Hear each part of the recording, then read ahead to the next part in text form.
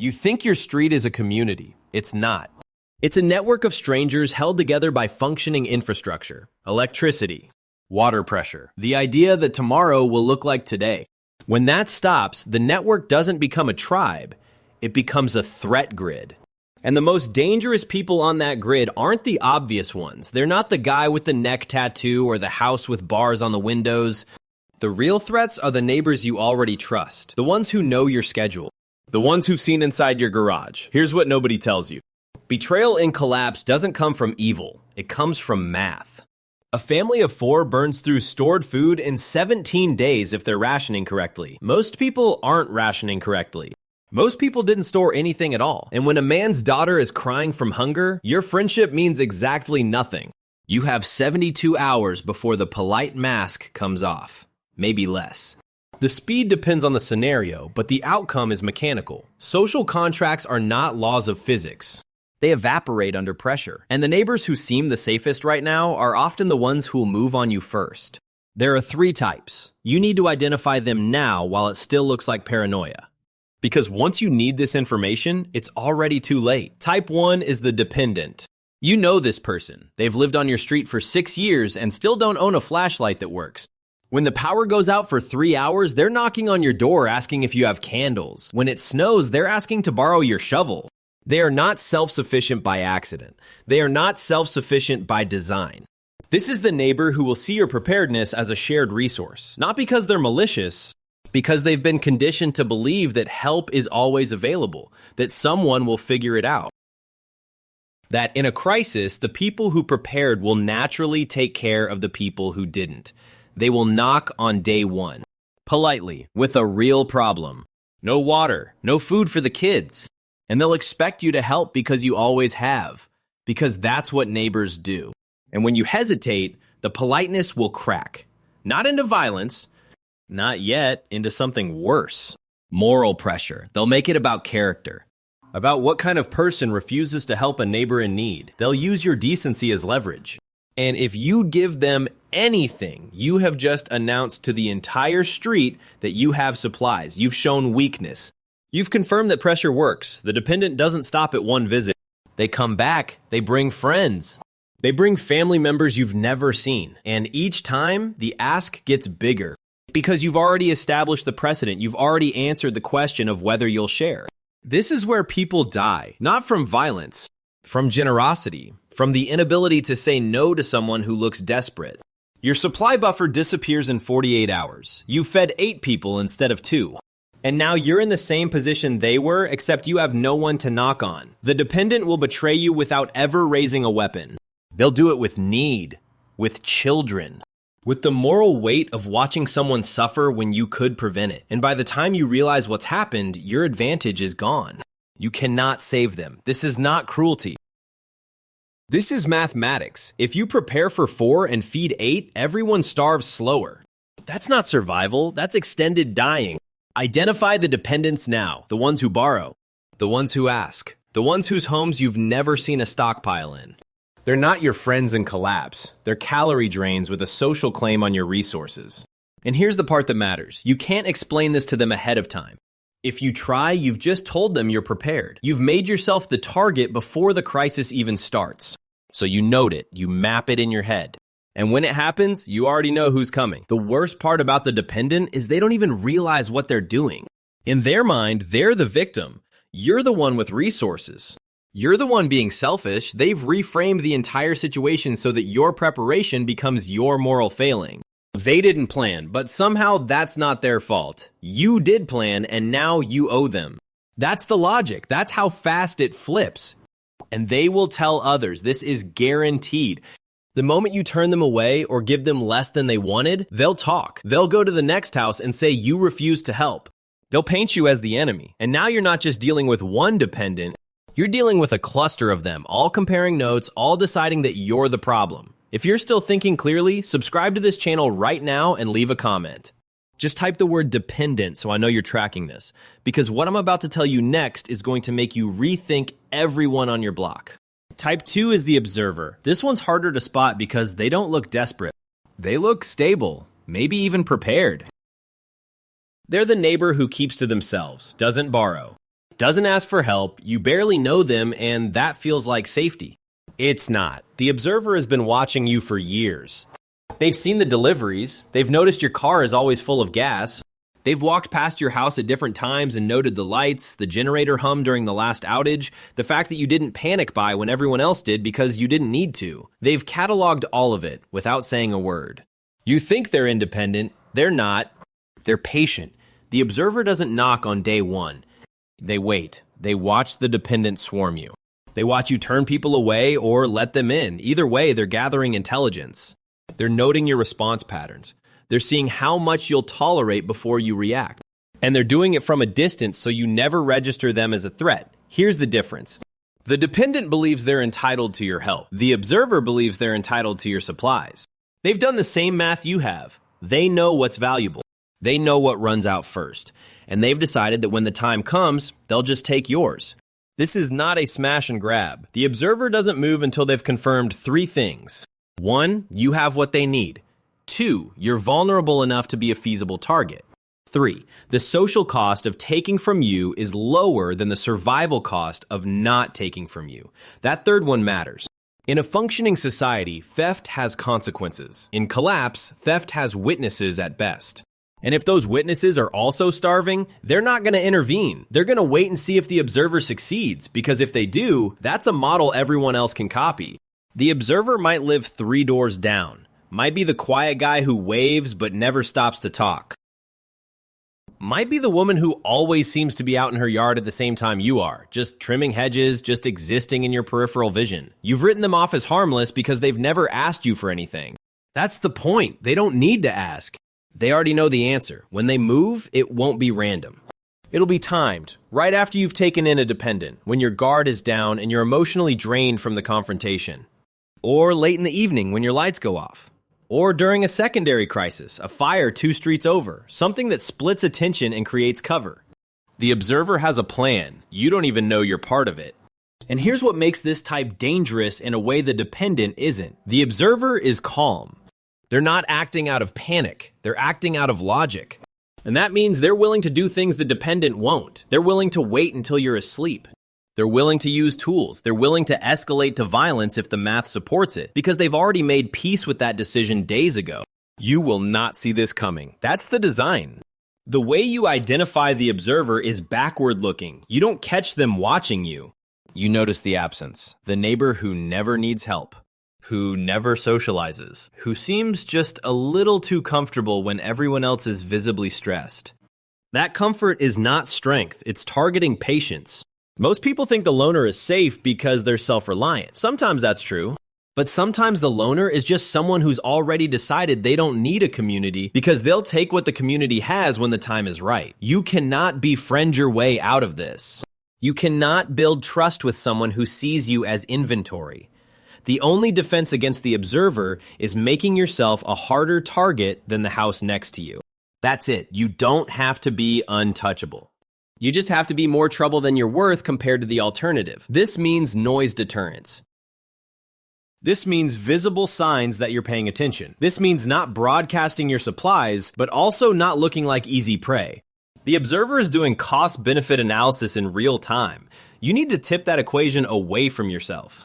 And if you've been assuming that your quiet neighbor is just minding their own business, you need to revisit that assumption right now. Because the person who's minding their own business doesn't need to watch yours. Type 3 is the coordinator, and this is the one that ends neighborhoods.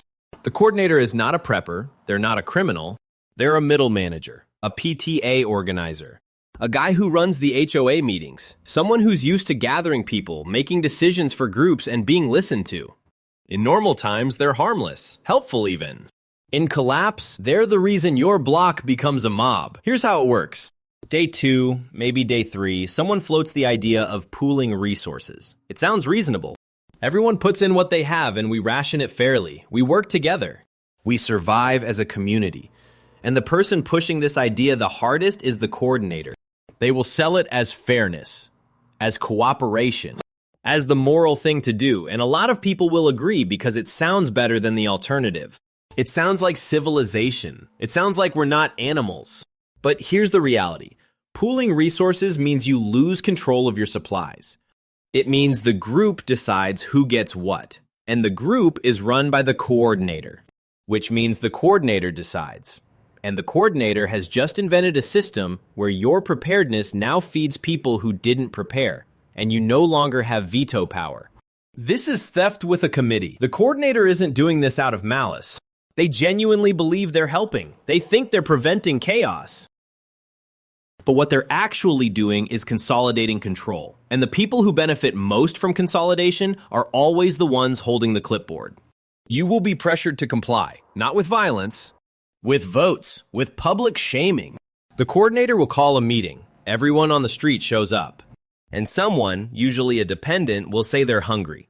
And the coordinator will say we need to work together. And then they'll look at you, the person everyone knows has supplies. And they'll ask, very reasonably, if you're willing to contribute to the group effort. If you say no, you've just made yourself the villain in front of 20 people. If you say yes, you've just handed over your leverage. Either way, the coordinator wins. This is how good people get robbed by consensus. The coordinator will frame it as democracy, as community survival. But strip away the language and it's the same outcome as the observer kicking in your door. You lose your supplies. The difference is you're supposed to feel good about it. And here's the accelerator. Once the pool is established, it runs out faster than anyone predicted. Because people eat more when they're not spending their own resources. Because the coordinator is bad at rationing. Because 3 people lied about what they contributed and are taking more than their share. And when the pool runs dry, the group doesn't disband. It looks for more. Guess who they come for? You. Again. Because you're the one who hesitated to contribute in the first place, which means you must be holding back. The coordinator will suggest, very diplomatically, that homes should be inspected to make sure everyone's being fair. And if you refuse, that's proof you're hiding something. You are now in a no-win scenario created by Robert's Rules of Order. The coordinator doesn't see themselves as a threat. They see themselves as a leader, as someone stepping up when no one else will. And that self-image makes them more dangerous than the observer, because they'll justify anything as being for the greater good, including taking everything you have. Most people don't identify the coordinator until it's too late. Until they're sitting in a meeting they didn't want to attend, surrounded by neighbors they don't trust, being asked to make a choice that isn't really a choice. The tell is early. It's the person who starts organizing before there's a need to organize. The one who's already talking about what we should do if things get bad. The one who's mapping who has what skills, who has a truck, who has a basement that could be used for storage. They're not preparing. They're inventorying the neighborhood. And you're on that list. You cannot argue with the coordinator. You cannot outvote them because they control the frame. They've already positioned themselves as the reasonable one and you as the selfish one. The only move is not to play. That means staying out of the meeting, not contributing to the pool, not engaging with the collective plan, and accepting that this will make you a pariah. Because it will. The coordinator will make sure of it. But here's the thing, pariah status is survivable. Running out of food is not. You're going to have to choose between being liked and being fed. And the coordinator is betting you'll choose being liked. Most people do. And most people starve with a clear conscience. Now let's talk about what happens when all 3 types converge. Because they will. The dependent knocks first. You turn them away or give them something small. They talk. They tell the coordinator. The coordinator calls a meeting. You're pressured to join the pool. You refuse. Now you're isolated. The dependent is angry. The coordinator has labeled you a hoarder, and the observer has been watching all of it. You are now the obvious target. The observer doesn't care about the politics. They care that you've been flagged, that the coordinator has essentially painted a bullseye on your door by telling everyone you have supplies and won't share. That's not an accusation, that's an advertisement. And when the observer moves, the rest of the street won't help you, because the coordinator has already framed you as the problem. You're the reason the pool isn't big enough. You're the selfish one. So when your window breaks at 2 in the morning, when someone's in your house taking what you stored, the neighbors hear it and roll over, because in their heads, you had it coming. This is the cycle. The dependent creates the pressure. The coordinator creates the system. The observer creates the violence. And you're in the center of all 3. People don't survive collapse by being nice.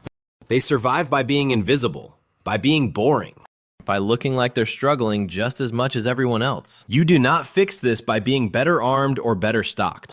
You fix it by not being noticed in the first place. That means no generator noise. No lights when everyone else is dark. No full trash cans when everyone else's are empty. No conversations about what you have. No helping the dependent even a little, because a little is proof of more. You have to look weak without being helpless. You have to blend into the failure around you while quietly maintaining your advantage. This is not about morality. This is about camouflage. And if you've already made the mistake of being visible, if people already know you're prepared, then you need to understand something. You cannot unring that bell. The dependent already sees you as a resource. The coordinator already has you on the list. The observer already knows where you sleep. Your options are narrow. You can leave. You can harden your position and prepare for siege. Or you can out-organize the coordinator and become the one controlling the group, which means you're now responsible for feeding everyone and you've just turned your survival plan into a charity operation. None of these are good. That's the point. Once you're visible, you're already losing. Let's go deeper on the timeline, because most people think they have more time than they do. Hour 0. The event happens. Grid down, supply chain stops, whatever the catalyst is. For the first 6 hours, nothing changes socially. People are confused. They're checking their phones. They're waiting for information. This is your window. This is when you make the final preps that you should have made yesterday. Filling bathtubs, pulling cash, topping off the car. Closing curtains. Hour 12. The dependent is starting to get nervous. They're knocking on doors, asking if anyone knows what's going on. They're not asking for help yet. They're asking for reassurance. Do not give it. Do not engage. Every word you say is information they're filing away. Hour 24. The dependent is asking for help directly. Do you have extra water? Do you have food?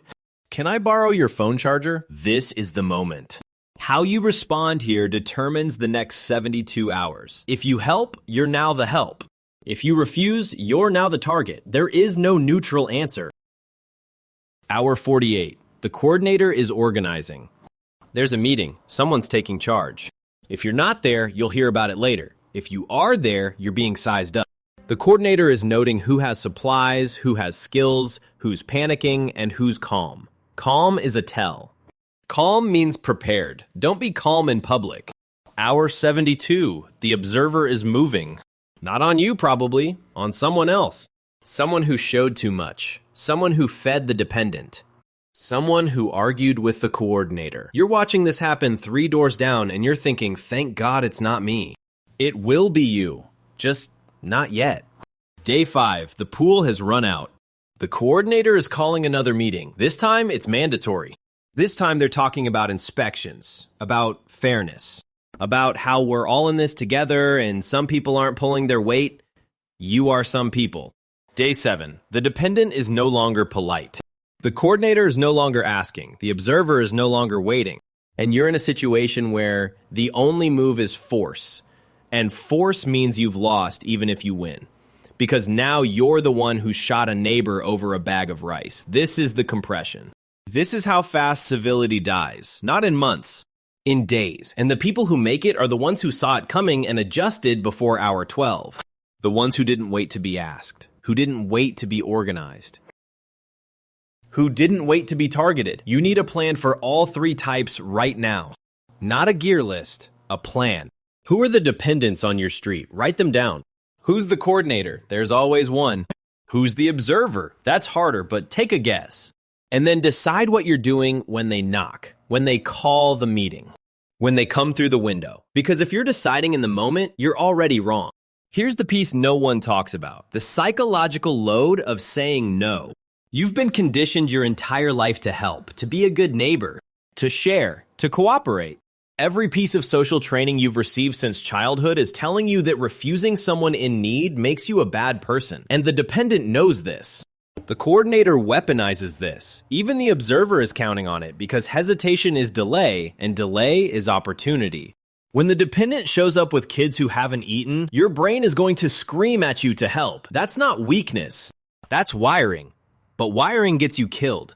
You need to rehearse this now, mentally. What do you say when someone asks for food? What do you say when they ask to come inside? What do you say when they cry, when they beg? When they say please, just this once. If you haven't practiced the words, you will fold. Not because you're soft, because you're human. And being human in a collapse is a liability unless you've prepared for it the same way you've prepared your supplies. The script is simple. I don't have anything to spare. I wish I could help. I can't. That's it. No explanations. No justifications. No apologies that sound like maybe, because maybe is yes to someone who's desperate. And then you close the door, and you do not open it again. This will feel wrong. It will feel monstrous. You'll lie awake thinking about it, but you'll lie awake alive. The person who opens the door a second time doesn't. Here's the other thing. The coordinator is going to use your empathy against you in a different way. They're not going to appeal to your guilt. They're going to appeal to your intelligence. They're going to make the pool sound rational, like game theory, like the only logical choice. And if you're someone who prides themselves on being smart, on thinking critically, you're going to be tempted. Don't be. The pool is not a strategy. It's a trap with a mission statement. The coordinator believes they're optimizing for group survival, but groups don't survive. Individuals in groups survive, and the individuals who survive the longest are the ones who retained individual control of individual resources. Every collective system in history eats itself. The only question is how fast. You don't outthink the coordinator. You avoid the coordinator. You let them build their pool. You let them ration it out. You let them fail. And when it collapses, you're still operational because you never tied your survival to theirs. This sounds cold. It is cold. Cold is the temperature that preserves things. Let's talk about the observer one more time because this is where most people make the fatal mistake. They assume the observer is a lone wolf, a drifter, someone without connections. That's wrong. The observer might have a family, might have friends on the next street over, might be part of a network you don't see because you've never looked. And when they decide to move on you, they're not coming alone. The observer scouts, someone else executes. That's the structure. You think you're dealing with one person. You're dealing with a crew, and they've divided the labor. One person watches your schedule. One person checks for alarms. One person handles the entry. One person handles you if you wake up. This is not improvised. This is shift work. And the reason you don't see it is because they're not meeting in a basement drawing maps. They're doing it in passing conversations. A nod? A text? A knock on a door 2 blocks away that you never noticed. Coordination doesn't look like coordination until it's happening to you. The defense is not firepower, it's disruption. You break the observer's ability to predict you. You change your routine. You move at odd hours. You create uncertainty. Because uncertainty adds cost, and cost changes the math. If the observer can't reliably determine when you're home, when you're asleep, when you're vulnerable, the operation becomes riskier, and risk makes you less attractive than the target who's predictable. This is why you don't have routines in collapse. You don't take out trash at the same time. You don't turn off lights at the same hour. You don't leave the house on the same days. Patterns are contracts. You're signing a contract that says, I will be here doing this at this time. The observer is the other signatory. Break the contract. Now the hard question. What do you do if you've already failed? If the dependent already knows you have supplies? If the coordinator already put you on the list? If the observer is already watching? You don't have good options. But you have options. Option 1. You negotiate from a position you don't have. You go to the coordinator before they come to you. You offer something small to the pool. Not enough to matter, but enough to buy time. You play the game just enough to stay off the priority list while quietly planning your exit. This is a stall, not a solution. You're buying days, maybe a week, and you're using those days to either harden your position or get out entirely. Option 2. You become more trouble than you're worth. You make it known, subtly, that you're aware of what's happening, that you're not asleep, that you've taken measures. You don't threaten. You don't posture. You just let it slip in conversation that you've been thinking about security, that you've been hearing noises, that you're a light sleeper now. You're adding friction. You're making the observer recalculate. You're hoping they move on to someone easier. Option 3, you leave. You take what you can carry and you go. This sounds like defeat. It's not. It's triage. If your neighborhood has become a kill box, staying in the kill box is not bravery. It's stubbornness. Most people won't leave. They're anchored. This is my home. I've lived here for 15 years. I'm not letting them win, and that emotional attachment gets them killed. Because the house is not the asset. You are the asset. The house is a structure. Structures are replaceable. You're not. The question is not whether you're willing to abandon your home. The question is whether you're willing to die for it. And if the answer is no, then the decision is already made. You're just delaying it. Here's the final piece. The thing that determines whether you make it or not, it's not your supplies. It's not your security. It's your willingness to be disliked. The dependent will hate you for saying no. The coordinator will hate you for not joining. The observer doesn't care about you either way, but everyone else will think you're paranoid, selfish, antisocial, and you're going to have to be okay with that. Because the alternative is being loved for 3 days and dead by day 7. You cannot survive collapse and maintain your social standing. You can't be the good neighbor and the prepared neighbor. Those two things are opposed. One requires visibility and generosity. The other requires invisibility and refusal. You pick one. Most people pick wrong because they can't handle the isolation. They'd rather be part of the group, even if the group is failing, than be outside the group and surviving. It's a psychological trap that's older than civilization. We're wired for tribes, but tribes only work when there's enough to go around. When there isn't, tribes become mobs, and mobs eat their own. You're going to watch people you know make terrible decisions. You're going to watch them pool resources and run out in 4 days. You're going to watch them trust the coordinator and get screwed. You're going to watch them ignore the observer until it's too late. And you're not going to be able to help them. Because helping them means joining them. And joining them means dying with them. This is the cost. You survive alone or you die together. There's no third option. So map your street. Identify the 3 types. Make your decisions now. Rehearse your refusals. Plan your exits. And understand that when it starts, you will be tested on all of this in real time with no room for error. The neighbors who will betray you aren't strangers. They're the people you wave to every morning.